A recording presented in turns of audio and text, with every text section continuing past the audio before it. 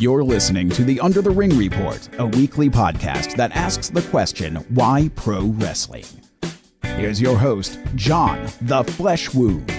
And welcome to episode 11 of the Under the Ring Report. Thanks a lot for downloading it and taking a listen. This week, our guest from March of 2000, WWE Hall of Famer, Dory Funk Jr. Let's get to that episode right now. Under the Ring Report interview. Okay, now we're going to start the interview off and kind of take people back on a tour of your career and how you got started and stuff, and then we'll bring it full circle and talk about what's going on now. But first thing, you come from a family, when you say wrestling, I mean, the Funks are one of the families that you always think of. It's maybe you guys, the Harts, and a couple others. Right. I grew up with a very famous father in Amarillo, Texas, and actually I had my first wrestling match as an amateur at the age of 7. Really? So I've been in the wrestling business for very close to half a century. That's a long time. Definitely. Now tell me since you you come from a wrestling family, is that the main reason you got into wrestling, or was there another reason that you also decided to get into wrestling? Well, not really. Actually, I was playing football at West Texas State University, and the wrestling option was always open. My father had trained me as an amateur wrestler, and but as far as I knew, I was competing in college football and had started a family, and things were going great. But on the financial side, playing college football in those days, there wasn't a lot of money. We got about $50 a month for our room and $50 a month for our food. And I had a wife and kids, so just after the football season was over, the local promoter there asked me to give wrestling a try. And in my first wrestling match, I made $190 in one day. And back in those days, that was a whole lot of money, and I just picked it up and never looked back. I just stayed with it. And it's always been a very successful career for me now. Now, was it harder for you coming up the ranks, being that your father was so famous, or did it make it easier for you? Well, some things were made easier naturally, but some things. My father was a very tough coach, and since I did choose the wrestling business, once I made that choice, and that was my choice, he was going to be my coach. He demanded perfection, and in hindsight, that worked out very good. But it put a lot of pressure on me at the start. Oh, I bet. Now, as you were growing up, and you watched your father, who was some of the personalities out there that you probably would admire the most? As I was growing up, people like Vern Gagne, Sonny Myers, Lou Thesz, Eddie Graham were very famous personalities. Leroy McGurk, who later was a promoter, and Bob Geigel later became the Kansas City promoter. All these very great wrestlers from that time used to come down and to the gym and work out with me. And my father would tell me, try to learn a little bit from each one. And I had some very, very talented people that worked with me when I was very young in the wrestling business. And that helped you out immensely, didn't it? Yes, it did. Now, as you go on, too, was there anyone that you ever would wish that you could have gotten in the ring with? Some of your maybe heroes or something like that? Somebody I wish I could have gotten in the ring with, number one, was Bruno Sammartino. Because throughout my career, he was with the WWF and I was with the National Wrestling Alliance. And those two organizations were much like WCW and WWF right now. They were very heavily in competition with each other. And at that time, WWF and/or Bruno Sammartino was the in the New York area, and that's one area I always wanted to go to, but I didn't have the opportunity to. Really? It was just because I worked for a different company. In fact, it was a long time before I ever even met Bruno. Really? Oh, yeah. Gosh. Now, one thing I do know for sure is that you actually did get in the ring with your dad. How was that? I mean, to wrestle with your dad and stuff. Well, I had the boss in the ring with me. We also, Terry also was in a very famous six-man tag team match with me in Greensboro, North Carolina. Mm-hmm. And at the time, we drew the largest gate in the Greensboro Coliseum. Gosh. And that was Terry, myself, and my father in a six-man tag. And, you know, I could come real close to who our opponents were. I know it was Johnny Weaver was on the other side, and I'm not sure who the others were. But wrestling with my father was kind of a very privileged thing to be able to do that.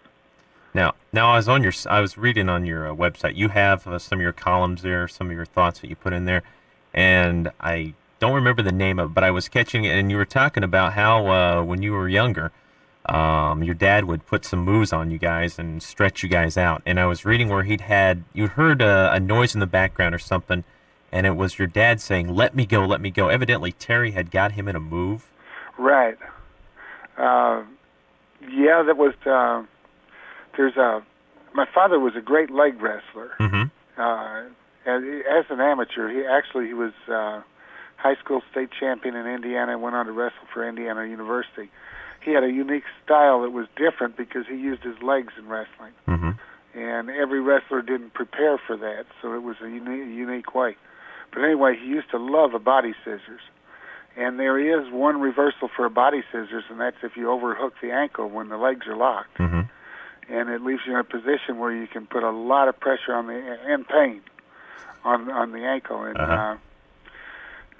he had the old body scissors on Terry and was stretching him out, and Terry just managed to get his leg over the top and overhook that. And all of a sudden he had my father, but the unique thing is if he turned my father loose, he knew that my father was going to just swab the mat with him after it was over.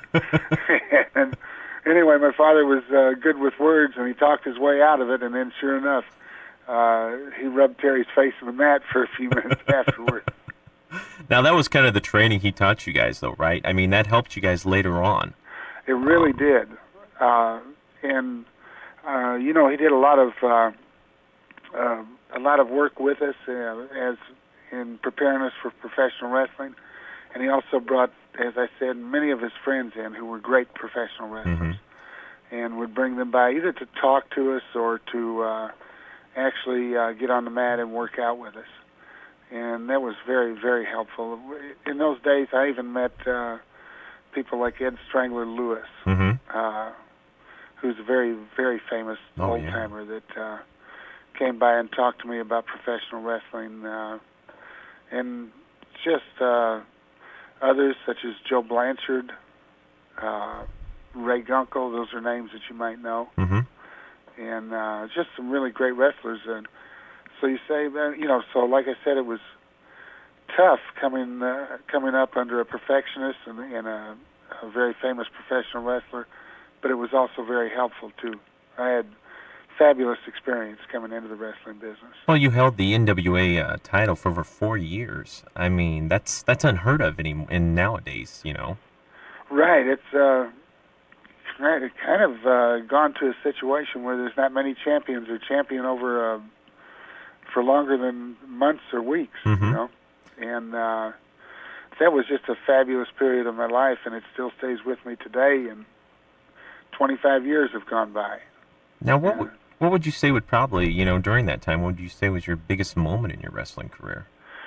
One of them was some very famous matches with Jack Briscoe. Jack all across the country. He was probably my most famous opponent. Fritz von Erich in Texas Stadium, a very big show down there. The opportunity to travel to Japan and wrestle against Antonio Inoki, who's one of about 3 real legends in Japan in the wrestling business. The other was for the privilege of traveling to all the different territories. The NWA consisted of about 30 territories, and each one had very famous wrestlers, and I had the opportunity to travel to all of them and wrestle their top talent.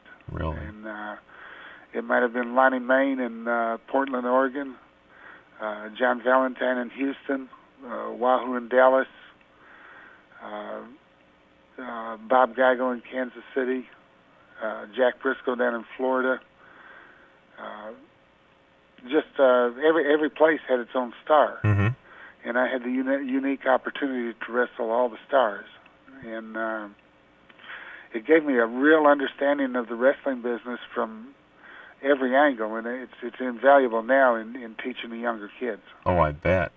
Now, one thing also I want to get to is that you said you wrestled in Japan a lot and the United States. Right. What would you say was probably the biggest difference, though, between wrestling in Japan and the United States? I mean, style-wise and just, the atmosphere with the crowd and everything. I think it's the wrestling fans are much more demanding. And that's not to belittle the fans over here at all, because there are some great wrestling fans here in America.